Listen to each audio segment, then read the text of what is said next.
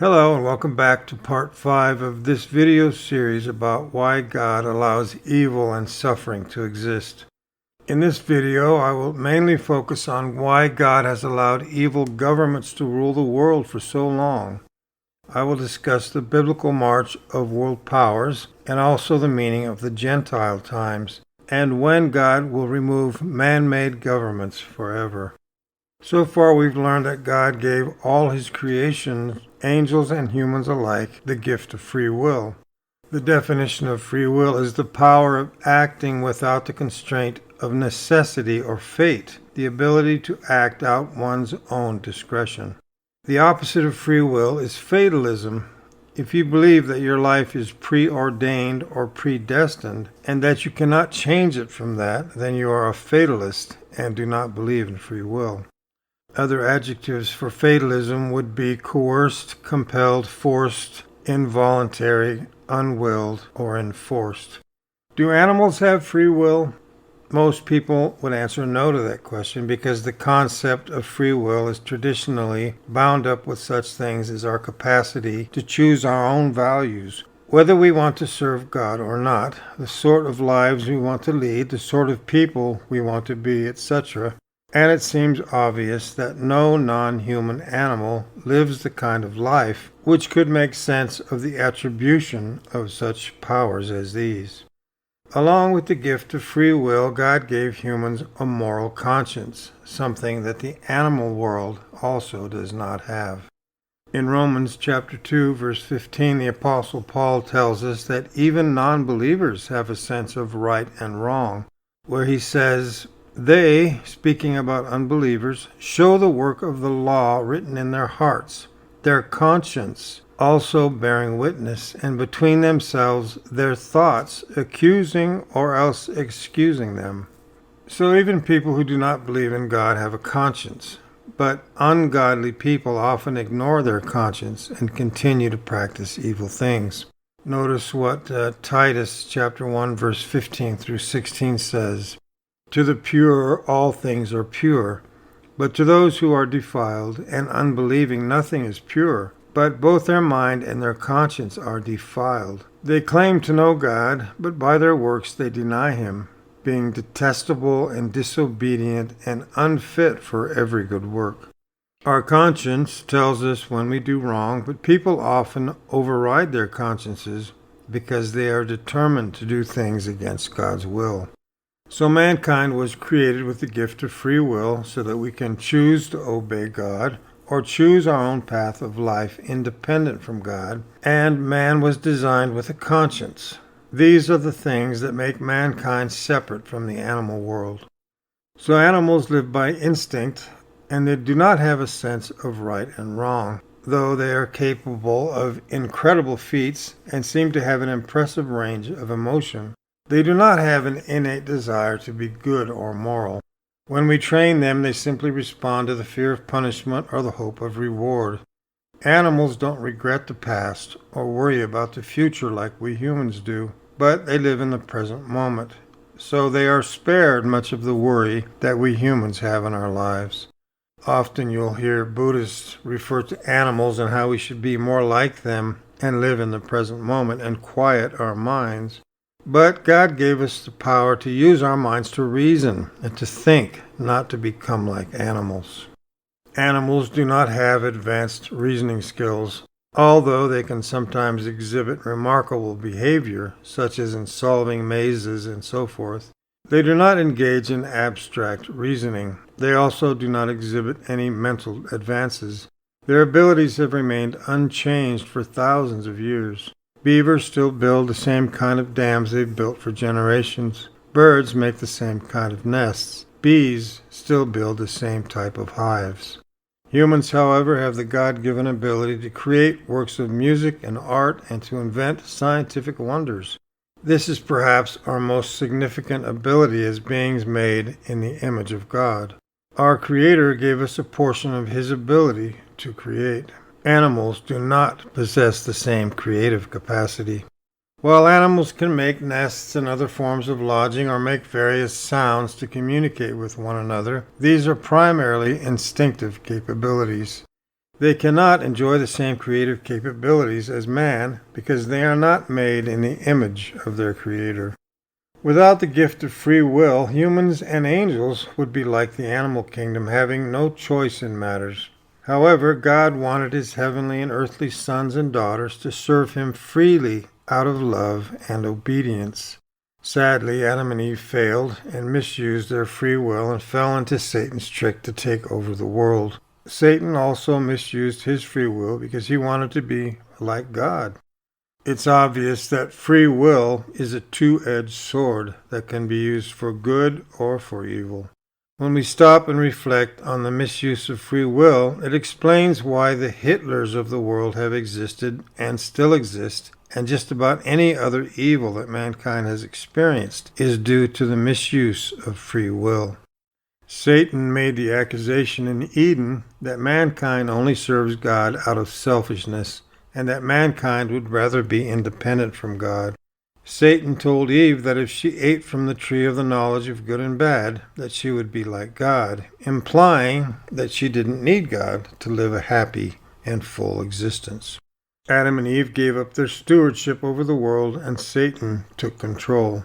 The Bible confirms this, that the devil is the ruler of the world, stated in 1 John 5:19, where he says, "We know that we are of God, and the whole world lies in the power of the wicked one." Note, the Bible says that Satan rules over the whole world, not just part of it. So that means all governments are under his control. The Bible was written over a period of some 1,600 years. Its history and prophecy are linked to 7 world powers: Egypt, Assyria, Babylon, Medo-Persia, Greece, Rome, the Islamic Empire, and the 8th world power of the end times, which is the Antichrist government still to come. I break down all these world powers in my video series called The Antichrist Comes from the Middle East. So if you want deeper clarification, please go and watch that series if you haven't already. So Satan has total control of all governments that exist today, and God has been allowing Satan to rule the world since his victory over Adam in the Garden of Eden. So let's take a look at the world powers that the Bible mentions that Satan has ruled over and when they will come to their end. Egypt is the first mentioned world power of Bible history. Egypt, famous for its pyramids and the Nile River, was the first world power of Bible history that came into existence that had an effect over God's people. Under its shadow, the nation of Israel was formed. Moses, who penned the first 5 books of the Bible, was born and educated in Egypt. Egypt is one of the earliest and grandest civilizations of the ancient world and figures prominently in the Bible narrative. Egypt appears first in the biblical narrative in the story of Abraham when a severe famine struck Canaan, causing the patriarch and his family to sojourn in Egypt. While there, the Pharaoh took Sarah into his palace to be part of his royal harem, but he returned her to Abraham after God intervened. Later, Abraham's grandson Joseph was sold by his brothers into slavery, and he ended up in Egypt. Eventually, Joseph rose through the ranks to become Pharaoh's right-hand ruler over Egypt. Through Joseph's mediation, Jacob and all his family came to settle in Egypt, escaping another famine. For the next 430 years, the Israelites lived in Egypt, swelling in numbers but slowly declining from a position of favor into one of brutal oppression under Pharaoh. When the people could endure their suffering in Egypt no longer, God raised up Moses and Aaron to confront Pharaoh and deliver Israel out of bondage and into the Promised Land. A horrifying series of plagues that left Egypt in ruins, together with one of the most spectacular miracles in the Bible, the parting of the Red Sea, culminate in Israel's deliverance from slavery in Egypt. But before entering the Promised Land, the Israelites would wander in the wilderness between Egypt and Canaan for 40 years. There they would receive the 10 Commandments and the law of God, the specifications for building the wilderness tabernacle, and instructions for consecration of priests and the administering of sacrifices. During the period of the kings, Israel interacted with the rulers of Egypt on several occasions. King Solomon married the daughter of an Egyptian king mentioned in 1 Kings chapter 9, verse 16. While King Rehoboam reigned, the Egyptian king Shishak invaded both Israel and Judah and ransacked the temple and royal palace, mentioned at 1 Kings chapter 14, verses 25 through 26. Hezekiah called upon the king of Egypt for help when the Assyrian army besieged him in Jerusalem. This is mentioned at 2 Kings chapter 18, verse 21. Judah's king Josiah was killed when he tried to stop Pharaoh Necho from passing along the coast to help the Assyrians. Necho also deposed King Jehoaz and made Jehoiakim king over Judah instead. This is mentioned at 2 Chronicles chapter 36, verses 2 through 4. During the intertestamental period, which was the time between the last writings of the Old Testament and the appearance of Christ, this time period lasted from the prophet Malachi's time, about 400 BC, to the preaching of John the Baptist around 25 AD or so. During that time, there were still Jews living in Egypt. Their use of the Hebrew language had declined. Some of the Jews living in Alexandria, Egypt, translated the Old Testament into Greek between 250 and 150 BCE. This text, known as the Septuagint, became the Bible commonly used in Israel during the days of Jesus and the apostles. In the New Testament, Egypt served as a refuge for Joseph, Mary, and the baby Jesus when Herod the Great attempted to murder all the infant boys in and around Bethlehem. While the Bible gives no details about their residence in Egypt or how long they stayed, it was probably only a brief time before they left to settle in Nazareth of Galilee. As you can see, the Bible has much to say about the first world power of Egypt. The second world power the Bible mentioned after Egypt is Assyria. The very mention of Assyria to people of the ancient Middle East may have made their blood run cold. According to the Bible book of Jonah, when that prophet received an assignment from God to preach a judgment message in the Assyrian capital of Nineveh, he fled in the opposite direction. Perhaps that was so because of the Assyrians' fearsome reputation. The prophet Nahum described Nineveh in Nahum chapter 2:11 through chapter 3, verses 1 through 3, as the lair of lions and the city of bloodshed. He added, "Prey does not depart. There is the sound of the whip and the sound of the rattling of the wheel and the dashing horse and the leaping chariot, the mounted horseman and the flame of the sword, and the lighting of the spear and the multitude of slain ones and the heavy mass of carcasses. And there is no end to the dead bodies. They keep stumbling among their dead bodies." Does secular history corroborate the Bible's description of ancient Assyria? The book entitled Light from the Ancient Past calls Assyria the ruthless fighting machine whose calculated frightfulness was the terror of its enemies. The following is the way one Assyrian king, Ashur-nasir-pal II, boasted of his treatment of those who opposed him. It says, "I built a pillar over against his city gate, and I flayed all the chief men who had revolted. And I covered the pillar with their skins. Some I walled up within the pillar, some I impaled upon the pillar on stakes. And I cut off the limbs of the officers of the royal officers who had rebelled. Many captives from among them I burned with fire, and many I took as living captives." When archaeologists excavated Assyrian royal palaces, they found the walls decorated with depictions of horrendous treatment being meted out on captives. In the year 722 BCE, Assyria conquered Samaria, the capital of northern kingdom of Israel, and took its people into exile. 8 years later, Assyria invaded Judah. The Assyrian king Sennacherib demanded of Judean king Hezekiah a tribute of 30 talents of gold and 300 talents of silver. The Bible record states that this tribute was paid. Even so, Sennacherib insisted that the capital of Judah, Jerusalem, also surrender unconditionally to him. You can find this account in the book of 2 Kings chapter 18. About 100 years before the fall of the Assyrian Empire, Isaiah declared that Yahweh would call those proud conquerors to account for their insolence toward his people. Isaiah chapter 10 verse 12 says, I shall make an accounting for the fruitage of the insolence of the heart of the king of Assyria, and for the self-importance of his loftiness of eyes.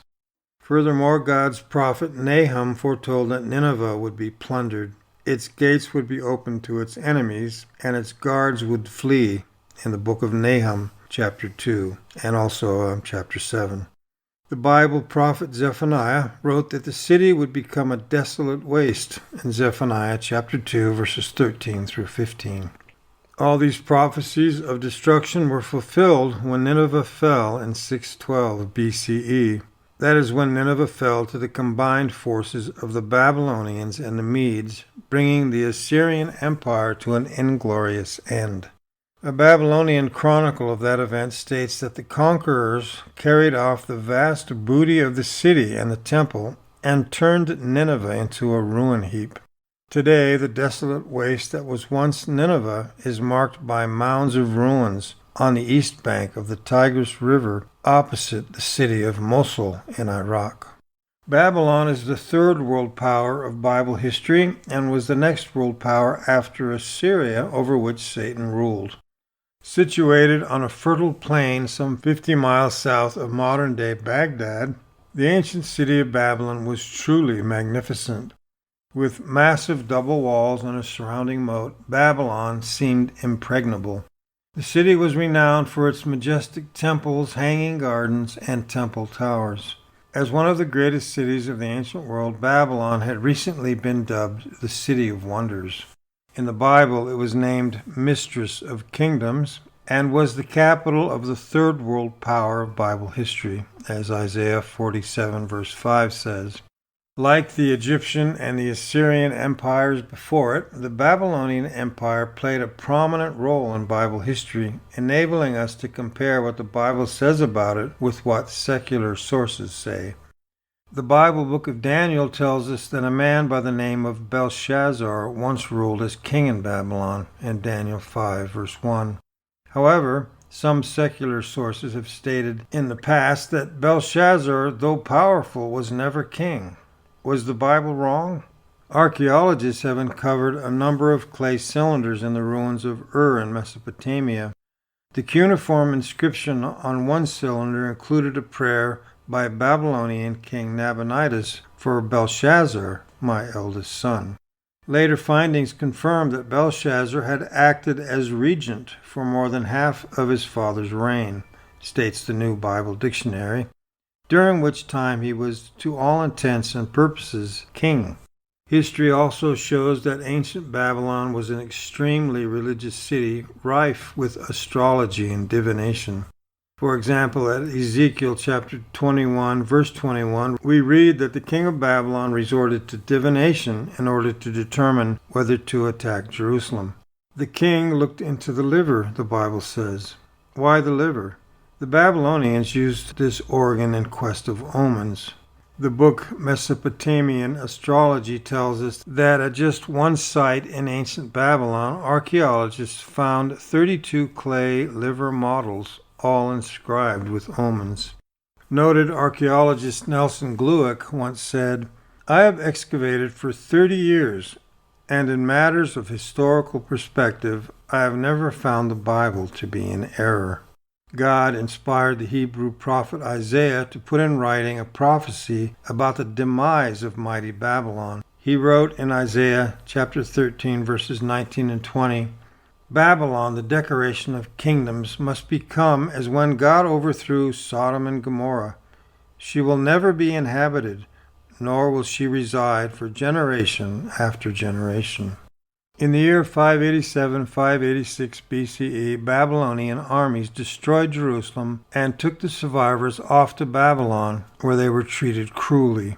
God foretold through the prophet Jeremiah in Jeremiah chapter 25 through 29, verse 10, that his people would have to endure this bitter treatment for 70 years because of their own wicked deeds. Then God would deliver them and let them return to their homeland. True to God's prophetic word, in the year 539 BCE, just as Judah's 70-year exile was about to end, the seemingly invincible city of Babylon was overthrown by the Medo-Persian armies. In time, the city became a heap of ruins, just as predicted. No human could foretell such a striking achievement. Without a doubt, the act of prophesying or foretelling events in advance sets the author of the Bible, the true God Yahweh, apart from any other God, as is stated in Isaiah chapter 46, verses 9 and 10. Medo-Persia is the fourth world power of Bible history. Medo-Persia ruled over the Jewish nation for more than 200 years, from the overthrow of Babylon in 539 BCE until the year 331 BCE, when they were overthrown by the Greeks. Today, Persia is essentially synonymous with modern Iran, and this was not so different in ancient times. However, Persia, as an ancient kingdom, especially when referenced along with Media, it encompassed Egypt in the west, to parts of India in the east, and included Asia Minor from the eastern border of Greece to Tajikistan. The prophet Jeremiah provides the reason for the Medo-Persian ascendancy to power in Jeremiah chapter 51, verse 11, was to destroy Babylon and to gain vengeance for God's temple. One of the most remarkable prophecies regarding the downfall of Babylon involved its conqueror, King Cyrus of Persia. Nearly 2 centuries before Cyrus rose to power, Yahweh mentioned him by name and foretold that he would be the one to conquer Babylon.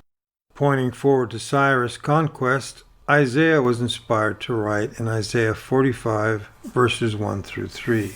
This is what Yahweh has said to his anointed one, to Cyrus, whose right hand I have taken hold of, to subdue before him nations, to open before him the 2-leaved doors, so that even the gates will not be shut. God also foretold that the Euphrates River would, in effect, dry up in Jeremiah 50, verse 38. Greek historians Herodotus and Xenophon confirm the fulfillment of this amazing prophecy. They reveal that Cyrus diverted the Euphrates River, causing its waters to recede. Cyrus's armies thus gained access to the city through its gates, which had been left open. As foretold, mighty Babylon fell suddenly in one night, as is mentioned in Jeremiah 51, verse 8. Daniel also warned of Babylon's demise on the eve of its fall, as recorded in Daniel chapter 5. King Belshazzar, called king because he was left in charge of political affairs while his father was away at war, was using the gold and silver utensils from the temple as drinking vessels in a night of debauchery. Suddenly, the fingers of a human hand appeared and wrote on the plaster of the wall. This is mentioned in Daniel 5, verse 5. The frightened king summoned Daniel to the banquet hall to interpret the writing. Daniel's inspired interpretation was dire. God had pronounced judgment on Babylon, and the kingdom would be divided. By morning, Belshazzar, king of the Babylonians, was slain, and Darius the Mede took over the kingdom. We learn from the Bible that God uses individuals and empires to accomplish his will. Certainly the Medo-Persian Empire is a case in point. God used this empire to set his captive people free, fund the rebuilding of the temple, and encourage his children that they are never forsaken.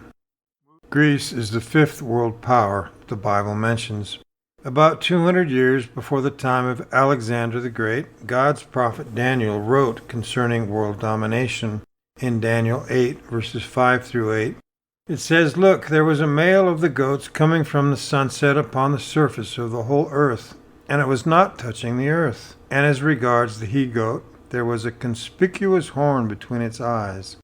And it kept coming all the way to the ram possessing the 2 horns, and it came running toward it in its powerful rage. And it proceeded to strike down the ram and to break its 2 horns, and there proved to be no power in the ram to stand before it. So it threw it to the earth and trampled it down. And the male of the goats, for its part, put on great airs to an extreme. But as soon as it became mighty, the great horn was broken, and there proceeded to come up conspicuously 4 instead of it, toward the 4 winds of the heavens." To whom did those words apply? Well, Daniel himself answers in Daniel 8, verses 20 through 22, where he says, "The ram that you saw possessing the 2 horns stands for the king of Media and Persia, and the hairy he-goat stands for the king of Greece. And as for the great horn that was between its eyes, it stands for the first king. Think about that. During the time of the Babylonian world power, the Bible foretold that the succeeding powers would be Medo, Persia, and Greece. Moreover, as noted earlier, the Bible specifically stated that as soon as it became mighty, the great horn Alexander would be broken and would be replaced by 4 others, adding further that none of them would be Alexander's posterity in Daniel 11, verse 4. Not surprisingly, that prophecy was fulfilled. Alexander became king in the year 336 BCE, and within 7 years he defeated the mighty Persian king Darius III. Thereafter, Alexander continued to expand his empire until his premature death in 323 BCE at the age of only 32.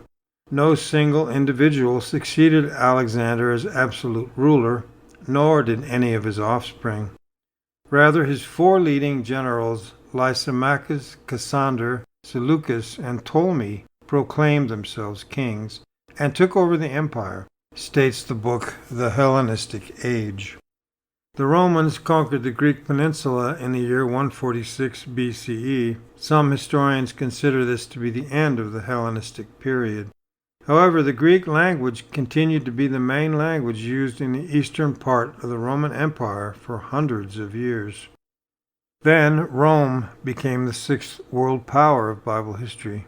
The history of the Roman Empire can be divided into 3 distinct periods. The period of the kings ran from 625 to 510 BCE. Republican Rome ran from 510 to 31 BCE, and Imperial Rome ran from 31 BC to 476 AD. It's traditionally believed that the early rulers of Rome were kings, possibly coming from a people known as the Etruscans, who were driven out in 500 BCE. The kings were replaced with a republic which lasted for 5 centuries and saw Roman dominion expand across the surrounding Mediterranean. Rome was the hub of this empire, and its rulers became emperors after the reign of Augustus, who died in 14 CE. Expansion continued until Rome ruled much of Western and Southern Europe, North Africa, and small parts of the Middle East. As such, Rome became the focal point of a rich and opulent culture where vast sums were spent on buildings. The city swelled to contain perhaps 1 million people who were dependent on grain imports and the aqueducts for water. Emperor Constantine instituted 2 changes which affected Rome in the 4th century. Firstly, he converted to Christianity and began building works dedicated to his new god, changing the form and function of the city and laying the foundations for a second life once the empire vanished. Secondly, he built a new imperial capital, Constantinople, in the east, from where Roman rulers would increasingly run just the eastern half of the empire. Indeed, after Constantine, no emperor made Rome a permanent home, and as the Western Empire declined in size, so did the city. Jesus founded Christianity, and the followers spread it abroad during the days of the Roman Empire. You can still see Roman roads, aqueducts, and monuments in such land as Britain and Egypt. Those Roman remains are real. They remind us that Jesus and his apostles were also real, as were the things they said and did. As a case in point, if you walk on the ancient Appian Way, you are walking the same path that the Christian apostle Paul may have traveled on his way to Rome in Acts chapter 28, verses 15 through 16. After Rome, a 7th world empire emerges, the Islamic Empire, which was the only empire to completely conquer the Middle East. The book of Revelation teaches us that Rome was the 6th world power of Bible history in Revelation chapter 17, verses 9 through 11. There it says, "Here is the mind which has wisdom. The 7 heads are 7 mountains upon which the woman sits, and they are 7 kings. 5 have fallen, 1 is, the other has not yet come." So the 5 world powers that had already fallen were Egypt, Assyria, Babylon, Medo-Persia, and Greece. Revelation continues as the angel speaks to John. "And when he comes," speaking about the 7th king or world power, he must remain a little while. The beast which was and is not, speaking here of the seventh world power, is himself also an eighth, and is one of the seven, and he goes to destruction. So after these five world powers, the angel tells John that one empire is. At the time that John wrote the book of Revelation, Rome was. It ruled over small parts of the Middle East, northern Africa, and much of Europe. Thus, the sixth empire was the Roman Empire. The next empire, of course, is the seventh, and then the eighth will be the empire of the Antichrist. So the seventh empire is the empire that we need to identify, because according to the verse in Revelation, it is the eighth empire that will be a resurrection or a revised version of the seventh empire, where it says the beast who once was and is not is an eighth king. To paraphrase for clarity, that means the seventh beast empire that existed then did not exist will come back as an eighth empire. So if we are now waiting for the final eighth empire of the Antichrist, then what was the seventh? Well, what empire followed Rome? We have learned from my previous videos that it was the various manifestations of the Islamic Empire, culminating with the Ottoman Empire, that succeeded the Roman Empire and ruled over the entire Middle East, beginning with Jerusalem for over 1,300 years. The Turkish Empire existed right up until the year 1909. The Roman Empire never completely conquered the Middle East like the Islamic Empire did. Thus we see that the only empire that fulfills the patterns necessary to be considered the seventh empire is the Turkish Ottoman Empire. This, of course, corresponds perfectly with Ezekiel's list of nations with such a heavy emphasis on Turkey. As I mentioned before, my video series on the Antichrist comes from the Middle East explains all of this in more detail. If you haven't seen that, go check that out. So here's the breakdown of the march of world powers that the Bible speaks about leading up to the Antichrist's last days government. The first empire, as you can see here, is the Egyptian Empire, then the Assyrian, then the Babylonian Empire, the Medo-Persian Empire, the Greek Empire, the Roman Empire, the Islamic Empire, and then the eighth world power, the restored Islamic Empire. Now that will be the last and final world empire to exist, which will be the Antichrist Empire, which Christ will destroy at his return. Remember that all these eight world powers have some connection with God's people, the Israelites. Also remember that the Great Tribulation will be triggered when God's people in Jerusalem are attacked by the King of the North, that the book of Ezekiel speaks about in Ezekiel the 38th and 39th chapters. As we have learned, the King of the North will be mainly the nation of Turkey. It will be interesting to watch how the Islamic Empire will emerge and eventually attack Israel, which will set off the Great Tribulation. Bible prophecy calls this the time of Jacob's trouble. This will be the time period when a remnant of Jews will return to God and be saved just before the return of Christ.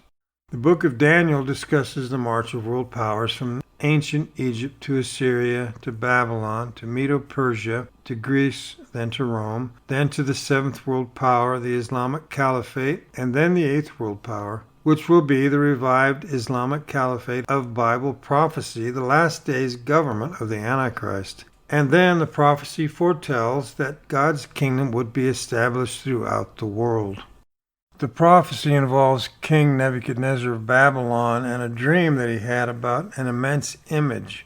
The body was divided into 5 parts: the head, the breasts and arms, the belly and thighs, the legs and the feet, each one with a different metal composition.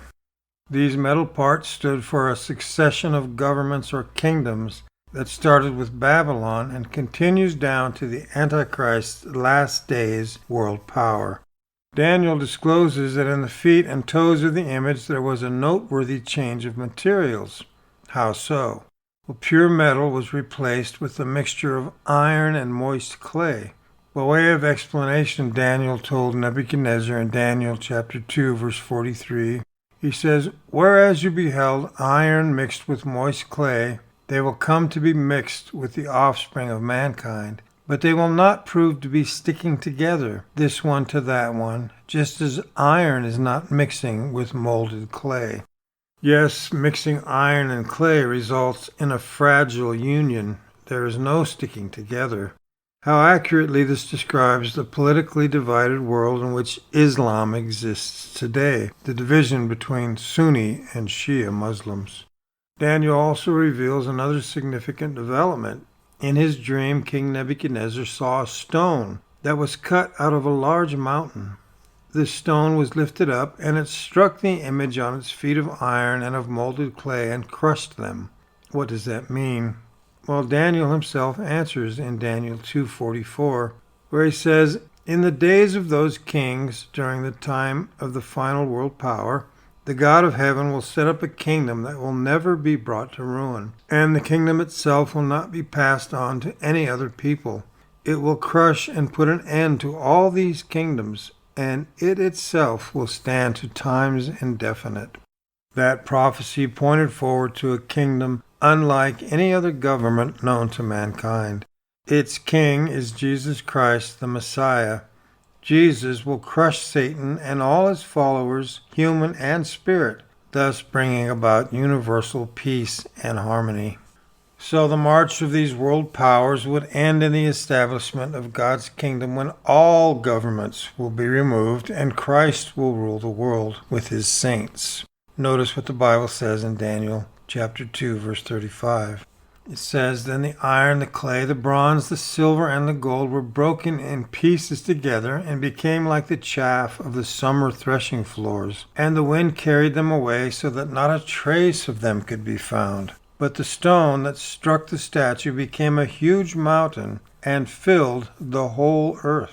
Clearly then, Jesus' reign over the world will remove all governments that exist throughout the world today, because Daniel says that the kingdom fills the entire earth. So that obviously includes all present-day nations, including such nations as Russia, China, the United States of America, Britain, Japan, and so forth. Every nation on the earth will be taken over by the kingdom of God in the hands of Jesus Christ, the Messiah, putting an end to man's cruel domination over man. God has allowed practically every form of government to rule over mankind for the past 6,000 years or so. No matter what kind of government has ruled, they have all failed miserably. Here is a list of some of the types of rulership that man has had to endure: absolute monarchy, authoritarian governments, commonwealth, communist, confederacy or confederation, constitutional democracy, constitutional monarchy, democracy, democratic republic, dictatorship, emirate, federal or federation, federal republic, Islamic, Marxism, monarchy, oligarchy, parliamentary democracy, parliamentary monarchy, presidential republic, socialism, sultanate, and totalitarian governments. So God has allowed man to rule the earth without his interference for almost 6,000 years. By doing this, he has been showing mankind that they are incapable of ruling the world without his guidance. People often brag that the United States of America is the best form of government in the world. Many people from other countries flee to America because they agree with this idea. However, America, like all governments, is corrupt to the core. And since America is supposed to be such a great example of a good government, I want to spend the next few minutes discussing it. The United States of America was founded on inspiring ideas, ideals, principles, and values based on the U.S. Constitution and its amendments. The people of the United States expect government to operate with principles of good governance, including the following: being accountable, being effective and efficient, being fair, being honest, being law and rule abiding, being open and transparent, being representative, being responsive, and being unconflicted. The United States of America holds this up as a model for best government and actively works to replicate it in the world. Much of the world has been receptive to that, and the U.S. derives much of its influence from global perceptions and respect that these ideals and this system is moral just, and worthy of emulation. Unfortunately, after more than 200 years of effort, this system has been fundamentally corrupted. Historically, people in the United States have thought of themselves as principled, moral, just, right, and good. Corruption is something experienced in other countries, third world dictatorships and the like, not in the United States of America. One might argue that corruption is the most defining attribute of the United States government now, especially in recent years. Please understand that I am not a political person. I personally believe that Christians should not be overly involved in worldly politics. However, as an observer of what goes on in the political world, I have noticed that corruption can be seen in almost all the branches of the United States of America. For example, election corruption. United States election procedures, systems of voting, voter eligibility, and outcomes have been corrupted, and most people would agree with that. The Electoral College. In 2016, the United States president at that time became the sixth to gain office while losing the national popular vote, the second to do so in the last 5 presidential contests. He got 46% of the people's votes, 3 million less than his opponent, who got 48%, yet he got 57% of the electoral vote versus his rival's 42%, so he won. Election outcomes like this, with presidents and vice presidents in power, after most vote against them, with a majority of voters disapproving of them throughout their terms, unable to do anything about it, undermine public faith in elections and government, and produce alienation and despair in its voters. It's perceived as unfair, frustrating voters, making votes irrelevant, leading many to not vote at all. There have been nearly 800 congressional proposals to amend or abolish the Electoral College, perhaps more than for any other feature in the Constitution. The two-party system. The United States has an entrenched system of 2 dominant political parties which is fundamentally corrupt. Practically speaking, only representatives of 2 political parties have any real chance of being elected, Republican or Democrat. Any other effort to create and use another political party to build support for values, issues, and ideas not represented by Republicans or Democrats is essentially shut out in the United States. When a Republican president makes changes to the government to help improve society, the next Democratic president that comes along attempts to undo all that the former president did, which essentially ends up getting the country nowhere. This struggle between the 2 parties causes serious division in the nation. The Bible says that a house divided against itself will not stand. In Matthew 12, verse 25, it says, Jesus knew their thoughts and said to them, "Every kingdom divided against itself will be ruined, and every city or household divided against itself will not stand." Founding fathers of the United States were originally opposed to political parties and believed candidates for public office should do so on the basis of individual merits and efforts. For example, John Adams said, "There is nothing which I dread so much as the division of the republic into 2 great parties, each arranged under its leader and concerting measures in opposition to each other. This, in my humble apprehension, is to be dreaded as the greatest political evil under our Constitution." Those famous words have ended up being so true in our modern times.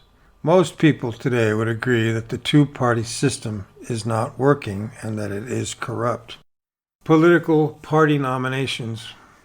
There is corruption within the United States political parties in how money is raised, spent, and allocated to candidates and causes, and in how candidates receive official party nominations. Campaign finance corruption. Political elections are now dominated by election competitions conducted through long and expensive PR, marketing, and advertising campaigns.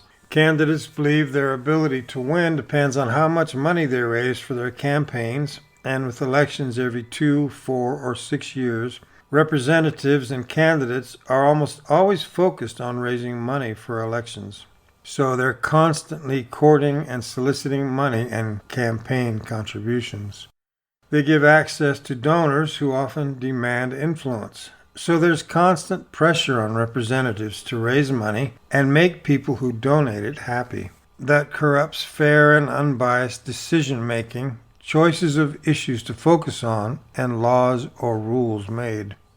Low voter turnouts, in part because of alienation by government corruption, but also because of laziness, unavailability of a party that appeals to us, voter suppression, living in states where our votes won't count because of the Electoral College, not registering to vote, and lack of time. United States voter turnouts are very low. Then we have voter suppression. Many who don't vote cite as reasons various obstacles making it hard to vote, disproportionately affecting increasing numbers of poor and people of color. Poll closures and limited voting hours disproportionately affect the poor and minorities because they're more likely to be working several jobs, being single parents, or lacking transportation to the polls. Gerrymandering. Gerrymandering is a widespread corruption of elections. That's when people in power strategically mess with how voting district maps are drawn to provide advantages to one political party over another. Voting machine corruptions. Voting machines used in the United States are susceptible to hacking, and there are many examples of attacks against tally servers, voter registration systems, election night reporting and registration systems, and other electronic systems that can outright change voting outcomes, or at least cast doubt on vote tallies. Social media abuse. Elections have been corrupted through free social media, which serve as noisemakers and echo chambers for people's and organizations' egos, emotions, vanity, greed, spin, prejudices, and images, and then very profitably sell personal user data and custom abilities to sell or otherwise influence people. Lobbying corruption. Government offices are besieged by special interests seeking privilege and approval for what they want. An entire enormous $3 billion a year political lobbying industry has evolved in the United States. Professional, paid, and often for-profit efforts to influence representatives on behalf of special interests. It works. It would not exist if it didn't. There are 23 federal lobbyists per U.S. congressman in the United States. Similar ratios exist in lobbyists per legislature in the United States government. Government lobbying as it exists in the United States is fundamentally corrupt in many ways. Think tank corruption. Conflict with think tanks, as with so many things, is they need financial and other resources to exist, pay their people, pay for office space and research, and do the work they do. Some are publicly funded or funded through academic institutions, which gives them freedom to be able to pursue the truth wherever it takes them. Most need to raise money somehow, creating opportunities for corruption. Wealthy and powerful individuals and corporations have most of the money, so that is where many think tank organizations go to get the money they need to survive. Many of the wealthy and powerful only provide money if the think tank produces or will produce something they value and want to pay for. Congress research, staffing, and oversight corruption. The Constitution makes it very clear that it is essential that the three internal branches of government and the external free fourth press branch retain integrity, evaluate each other formally and comprehensively, and perform checks and balances on each other. Or power is not balanced and corruption happens. Congress is failing in maintaining its capacities and integrity, doing its job, and in its oversight functions. Good governance principles corruption. Government is increasingly corrupted into not following basic principles of good governance. Accountable. Being accountable means government representatives and employees know what's expected of them, report completely to management and the public what they know and do and how, and are evaluated based on how they perform publicly with consequences for performance. Do you think your government and its representatives are accountable to you, who they work for? Effective and efficient. That means government delivers results to expectations and meets stakeholder needs in reasonable timeframes with efficient uses of resources. Do you believe our government is effective and efficient? From 2004 to 2019, 20 big federal agencies admitted paying out $1.2 trillion in improper payments. Fair. That means government adheres to the principles of fairness and treats all stakeholders equally.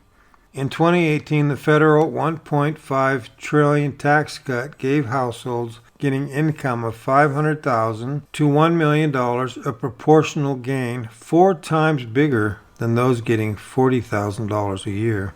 That doesn't sound fair, does it? The wealth of America's wealthiest people, such as Warren Buffett and Jeff Bezos, increased by a total of $6.5 trillion last year, mainly driven by soaring stock prices and financial markets, according to the Federal Reserve. The total wealth of the 1% reached a record $45.9 trillion at the end of the fourth quarter of 2021, said the Federal Reserve's latest report on household wealth. Their fortunes increased by more than $12 trillion, or more than a third during the course of the pandemic. Honest. That means government representatives operate openly and in good faith with integrity, openly stating the truth to the best of their knowledge and abilities to earn and maintain the trust of the people. Do you think your politicians are honest? When the nation's first president was asked as a boy if he had chopped down his father's cherry tree, he didn't say, "I can neither confirm nor deny those reports," or, "It depends on what the meaning of the word is." George Washington told the truth, even if it got him into trouble.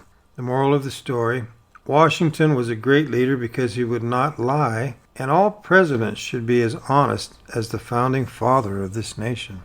Well, guess what? This story about Washington and the cherry tree is a lie. Never happened. And the notion that a good president doesn't lie to the American people, that's an illusion as well. Historians say many of our greatest presidents were the biggest liars, and duplicity was supposedly part of their greatness. Every president has not only lied at some time, but needs to lie to be effective, says Ed Urovic, a former Washington lobbyist, congressional chief of staff, and author of Lying, Cheating, Scum. You might say lying is the verbal lubricant that keeps the Oval Office engine running. Some of our most popular presidents told the biggest whoppers, say historians, including Benjamin Ginsburg, author of The American Lie, Government by the People, and Other Political Fables. While preparing the country for World War II, Franklin Roosevelt told Americans in 1940 that your boys are not going to be sent into any foreign wars. President John F. Kennedy declared in 1961 that I have previously stated, and I repeat now, that the United States plans no military intervention in Cuba, all the while he was planning an invasion of Cuba. Ronald Reagan told Americans in 1986, we did not, I repeat, did not trade weapons or anything else to Iran for hostages, nor will we, 4 months before admitting that the U.S. had actually done what he had denied. Even Honest Abe was a skillful liar, says Meg Mott, a professor of political theory at Marlborough College in Vermont. Lincoln lied about whether he was negotiating with the South to end the war. That deception was given extended treatment in Steven Spielberg's recent film, Lincoln.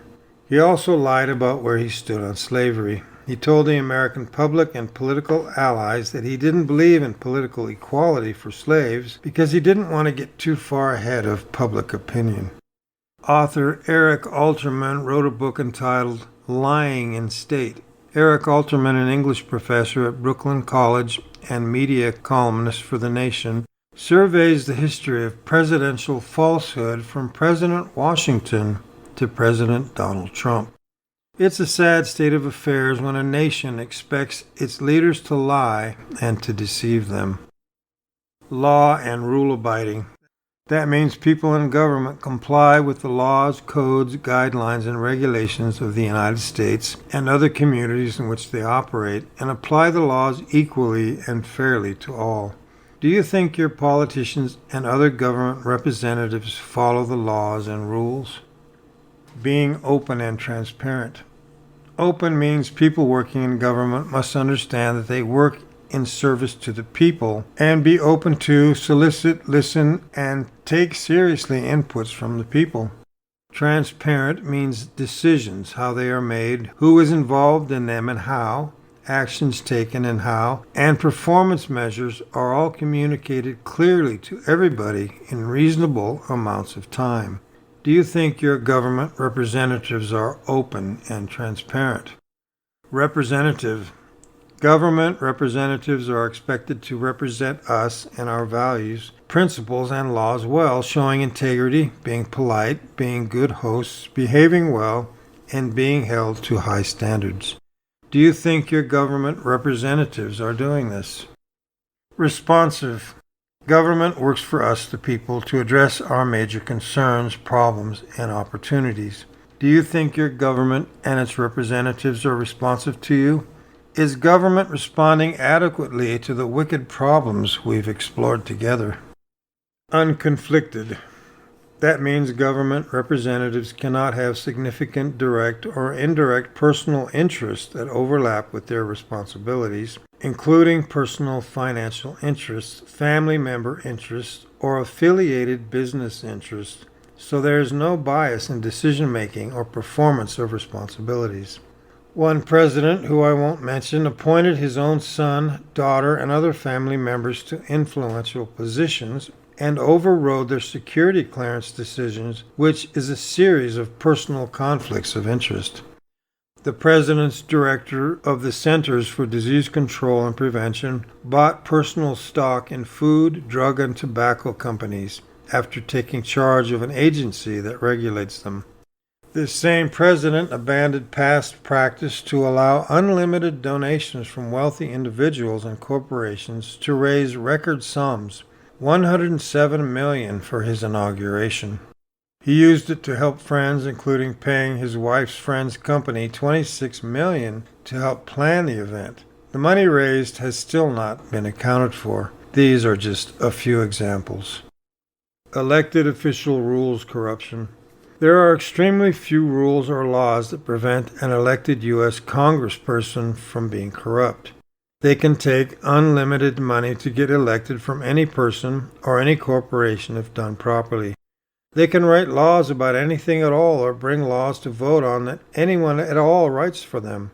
They can have personal investments that make any amount of money on affected by their public work. They can pay hush money for crimes like sex offenses using public or campaign money and not suffer.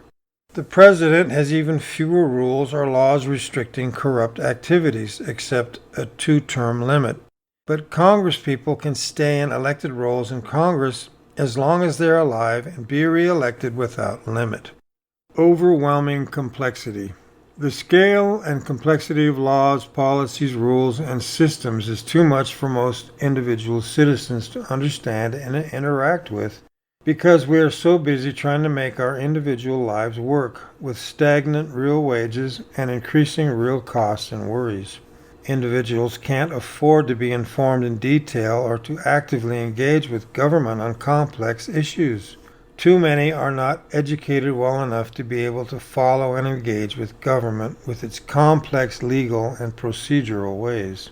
Bureaucratic systems, processes, and reporting are too complex for the common man to oversee. That's corrupt. Defying international laws and communities. Internationally, the United States of America, nation and empire, has so much financial and military power, it can choose whether to comply with international law, and there isn't much the rest of the world can do about it. Political corruption of judicial branch.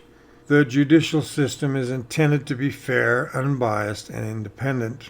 However, increasingly, U.S. judges are elected or appointed on the basis of their political views and other ideology, so they will enforce, support, and uphold what the powerful want. That is corrupt. Federal Reserve banking system corruption. According to Joseph Stiglitz, former World Bank head economist and Nobel Prize winner, The United States Federal Reserve System structure is so fraught with conflicts, it's corrupt and undermines democracy. Clear conflicts of interest include Fed banks being largely governed by a board of directors that includes officers of the banks they're supposed to be overseeing. Banks appointed those who bailed them out in the Great Recession. Banks appointing regulators is like criminals appointing their own judges. Congress gave away its authority to control its monetary system to the Federal Reserve banking system, which is just made up of a bunch of rich bankers, allows banks to create unlimited amounts of money and control the economy. Since March of 2020, Americans and the world alike have watched from the sidelines as power-hungry politicians have ushered in draconian lockdowns, shutdowns, police state measures, and brought the economy to its knees. While governments around the planet use their central banks to devalue their currencies by printing money to fund their tyranny, the U.S. led the way down this road to fiscal horror. Thanks to the trillions of dollars the Federal Reserve has printed over the last 2 years, America is currently in an inflation crisis. One need only look at the price of groceries over the last 2 years to realize just how bad of a crisis we are currently experiencing. As the Biden administration blames high prices on greedy industries, this is little more than a distraction from the actual perpetrator. Nevertheless, the left continues to attribute soaring costs on businesses making too much profit. While these corporations are not innocent in this debacle, the role of America's central bank is far more insidious. As government spending has skyrocketed over the last 2 years, they have financed their massive expenditures by stealing value from your savings by printing more money through the central bank. When you print more money, it means that there are more dollars chasing the same amount of goods and services, which causes prices to rise. In just the past 3 fiscal years, federal spending has swollen to nearly $7 trillion a year, up from about $4.4 trillion in fiscal year 2019. Spending was $6.6 trillion in 2020 and $6.8 trillion in 2021. If we want to put this into perspective, we can look at the monetary supply at the beginning of 2020, which showed just $4.0192 trillion in circulation. By January 2021, that number had jumped to $6.7 trillion, but that was only the beginning.